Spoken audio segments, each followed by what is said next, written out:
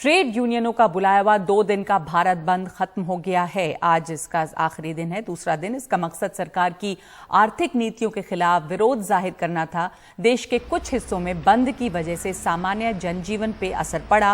बंद में banking, roadways, बीमा और वित्तीय क्षेत्र के कर्मचारियों ने हिस्सा लिया। इनकी अहम मांगों में 4 श्रम कानूनों और जरूरी रक्षा सेवा अधिनियम को रद्द करना और सभी तरह के निजीकरण को खत्म करना है। एक मांग ये भी है कि जो परिवार आयकर के दायरे से बाहर हैं, उन्हें 7,500 रुपये महीने का दिया जाए।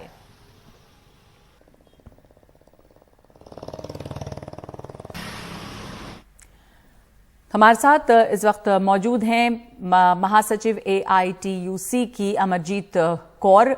बहुत बहुत धन्यवाद आपका। ये जो बंद बुलाया गया 2 दिनों का, इस बंद का बहुत ज्यादा असर देखा गया क्या? क्योंकि कुछ रिपोर्ट्स आई हैं जो दक्षिण के कुछ देशों से, वहां पे कुछ असर है, लेकिन आप अगर पूरे भारत को देखते हैं, भारत बंद था, तो किन इलाकों में आपको लगता है कि इसका ज्यादा असर हुआ है? देखिए, हमने भारत बंद का कॉल तो दिया नहीं था, हमने नेशनल जनरल स्ट्राइक का कॉल दिया था। और हम चाहते थे कि हमारा इंडस्ट्रियल वर्कर्स, हमारा गवर्नमेंट डिपार्टमेंट्स का और पब्लिक सेक्टर्स का जो वर्कर है, एम्प्लॉई है, वो हड़ताल के ऊपर उतरे। और उसके साथ साथ ग्रामीण भारत का आह्वान संयुक्त किसान मोर्चा ने हमारे साथ मिलकर किया। तो हमारा जितना असंगठित मजदूर है, जो कि टोटल वर्कफोर्स का 92% पड़ता है, 92% है, वो सब सड़कों पे उतर सके। तो हम इसको इस ढंग से आंक रहे हैं कि औद्योगिक बंद के साथ साथ बहुत सारे पब्लिक सेक्टर्स में हड़ताल के साथ साथ कुछ गवर्नमेंट डिपार्टमेंट्स में भी हड़ताल के साथ साथ हमारा सारा का सारा अनऑर्गेनाइज्ड वर्कर सड़कों पे उतरा। और हमारे साथ मजदूर और किसान, जो खेत मजदूर और किसान भी जुड़े। तो हम इसको कामयाब जो है हड़ताल के रूप में देख रहे हैं। और आज दूसरे दिन भी इसका असर था। और इस हड़ताल का जो मकसद था, उसकी जो मुख्य बातें हैं, अगर वो समझा सके हम लोगों को कि किस लिए ये बंद था, क्या चाहते हैं श्रमिक, और आप लोगों की जो मुख्य मांगे हैं वो क्या थी?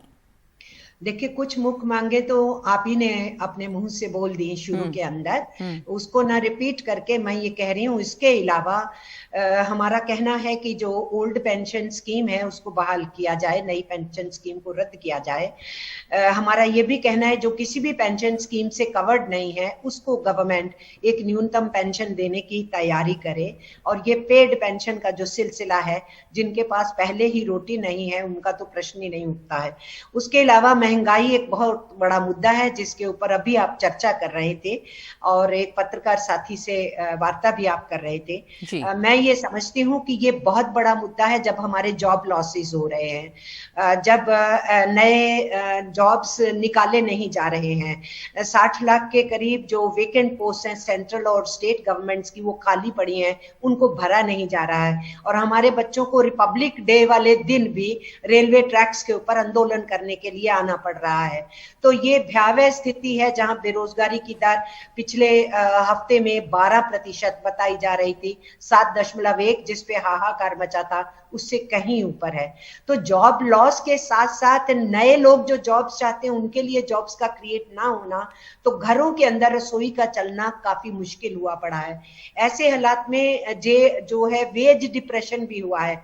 जो मजदूर 20,000 रुपए में काम करता था, आज उस मजदूर को दोबारा अगर वो एंट्री ले रहा है तो उसी को ही कहा जा रहा है 10,000, 11,000, 12,000 में करो, तो वेज डिप्रेशन भी हो गया।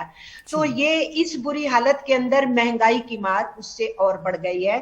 सरकार को एक्साइज ड्यूटी कम करनी चाहिए, क्योंकि पेट्रोल डीजल का बड़ा कैस्केडिंग इफेक्ट होता है। ये आम लोग जो इस्तेमाल करते हैं उनपे भी है, और जो भाड़ा बढ़ता है तो हर दाम, जो भी चीजें लद के आती हैं उनका बढ़ता है, और लोगों का जो वाहन में चलना है वो महंगा हो जाता है। तो ये तो कमर तोड़ने वाली बात है। गवर्नमेंट को एक्साइज ड्यूटी जो है वो इस पे कम करनी चाहिए। तो महंगाई एक बहुत बड़ा मुद्दा है। और हम ये समझते हैं कि जो पिछली सरकारें थी वो जितना लेती थी, ये गवर्नमेंट उससे 4 गुना 5 गुना एक्साइज ड्यूटी ले रही है, तो उसको कम कर सकती है।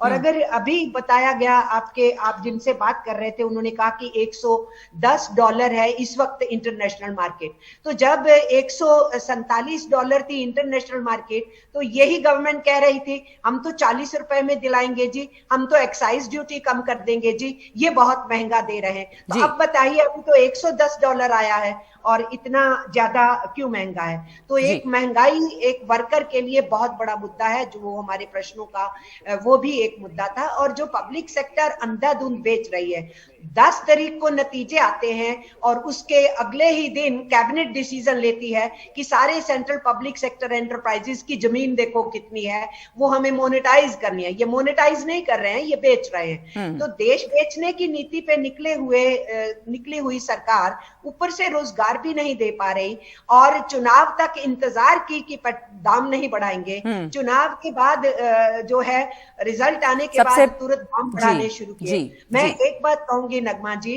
के हालत देश की काफी एक खस्ता कर दी थी। कोरोना आ गया तो सारा ठीकरा कोरोना पे फोड़ दिया।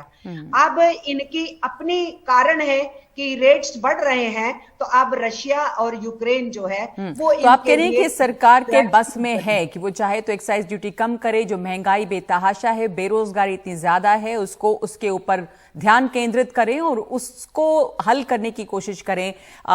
एक न एक बहाना, अब रूस और यूक्रेन की बात आपने कही कि वो बहाना है और उस पर ठीकरा ना फोड़ें। धन्यवाद आपका इस बातचीत के लिए।